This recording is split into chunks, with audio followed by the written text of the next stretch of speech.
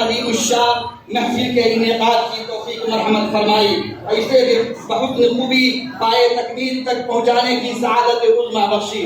ہماری تنظیم اتحاد امت سیرت النبی کمیٹی بھوپال کے تمام ذمہ داران، اس مبارک موقع پر تشریف لائے ہوئے تمام مہمانان اعظام اور علماء کرام کا تہہ دل سے شکریہ ادا کرتے ہیں۔ اہلا و سہلا و مرحبا۔ آپ حضرات نے ہماری اس حقیر سی دعوت کو شرف قبولیت بخش کر اپنی بے شمار مصروفیات کے باوجود قدم رنجا فرما کر ہمیں شکریہ کا موقع عنایت فرمایا اور ہماری حوصلہ افزائی فرمائی۔ جزاکم اللہ خیرا احسن الجزاء۔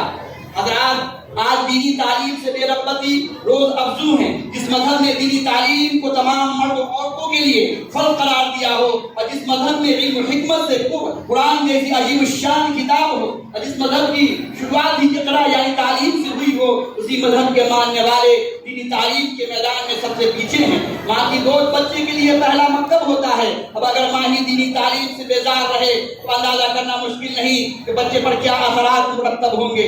مسلمانوں کے بچوں کو دینی تعلیم کے حصول کے لیے فرصت ہی نہیں ہے، اور نہیں لوگ اپنے بچوں کو دینی تعلیم سے آراستہ کرنے کی فکر کرتے ہیں۔ اس کا نتیجہ یہ ہے کہ آج مسلمانوں کا بہت بڑا طبقہ ایسا ملے گا جسے سیرت رسول صلی اللہ علیہ وسلم کی موٹی موٹی باتیں بھی معلوم نہیں، لیکن کھلاڑیوں اور فلمی دنیا سے متعلق ان کی معلومات اعلیٰ درجے کی ہوتی ہیں۔ تجربہ سے ثابت ہے، اثری درسگاہوں میں تعلیم حاصل کرنے والے طلبہ و طالبات میں اسلامی معلومات کی کمی ہوتی ہے۔ سیرت پاک کے حوالے سے بھی ان کی معلومات عموماً سطحی ہوتی ہیں۔